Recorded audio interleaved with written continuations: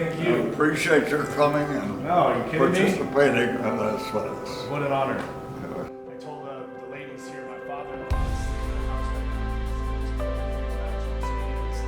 He was fired up last night. I was telling him I get to reach this.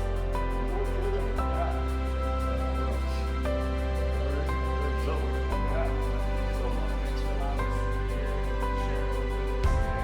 How many years have you been I get goosebumps and shivers. You know, my grandfather was my hero, Lieutenant Colonel in the Marine Corps, flew Corsairs, flew Hueys, and was rated in the Cobra before he got out. And so my whole childhood was heroes' war stories, you know, him flying and talking about rounds coming through the fuselage. And so I'm excited to meet Lucky and get some of those stories and just, again, I mean, what a treasure, what a gift that we have him here with us. Much to our surprise, that we had days commemorating the service of those who were in uniform, and certainly those who gave their lives and made the ultimate sacrifice during World War II. But we did not have a day that was dedicated to recognizing the tremendous support and contribution that the civilians during the war made to the war effort and to us on the front.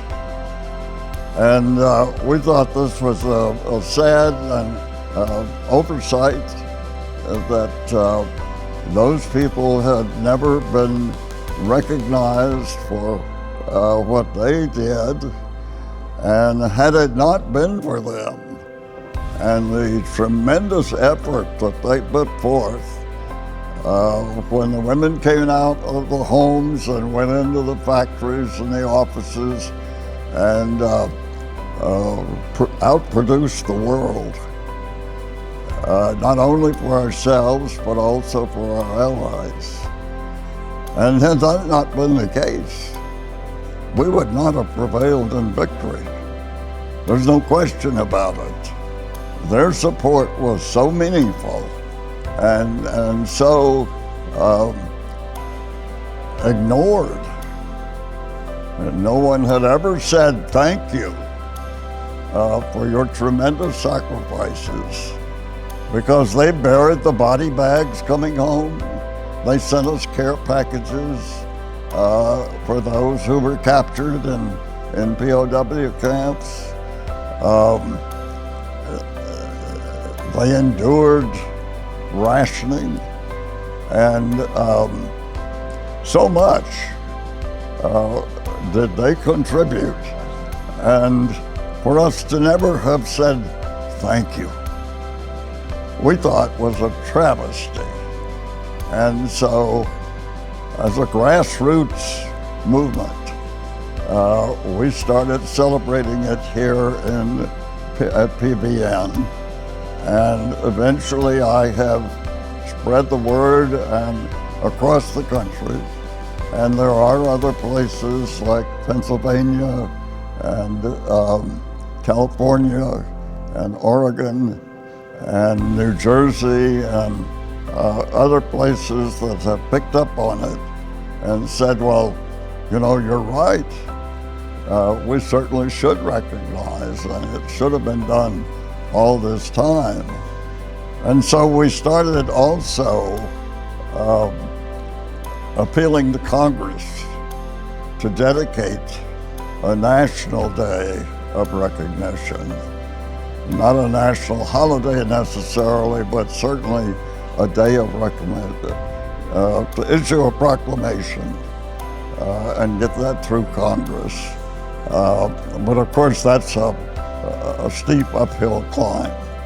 When I got out of the NFL, I was training athletes to prepare to go to the NFL, and I met Staff Sergeant Travis Mills, quadruple amputee, one of 5 veterans that was combat injured, lost all 4 limbs, ended up saving his life, and it was at a surprise birthday party for a Navy SEAL friend, and I beelined it for the guy that was on these prosthetics because I was amazed at how he could move so well, and I just challenged him to work out with me.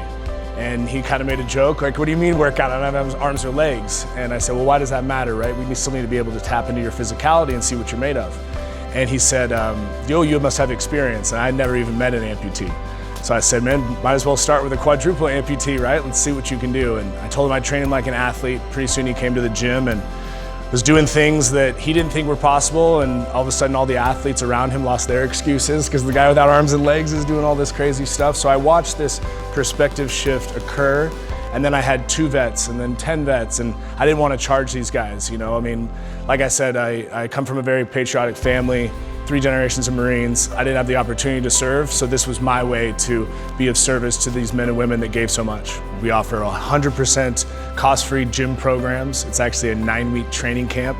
So they're familiar with boot camp, right? Where they've sort of have to lay down whatever their identity was previously and then go through this whole redefinition and transformation process. And some of that is certainly through physical exercise, but a lot of it's the between the ears stuff. You know, it's the capacity to mentally and emotionally develop to understand that although, you know, you did this thing and we're part of this unit, now there's a time and opportunity to connect with a new community.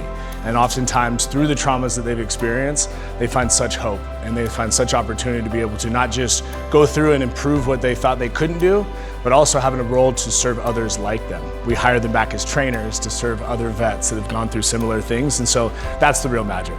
You know, I'd invite people into the story. Sometimes I may be just sharing a video of somebody that has a spinal cord injury and they're crawling to ring the goal bell, you know, I mean, just inspiring moments like that. You can buy a t-shirt that goes to the general fund to support to keep everything cost-free, or you can make a donation. Sponsoring an athlete is one of the most incredible things because on social media you can follow their journey. So it's not just, you know, you wrote a check to someone in Cambodia and you got one picture to hang on the fridge. You know, this is something that you can track and follow throughout the digital world and be able to really root these people on and be a cheerleader for them.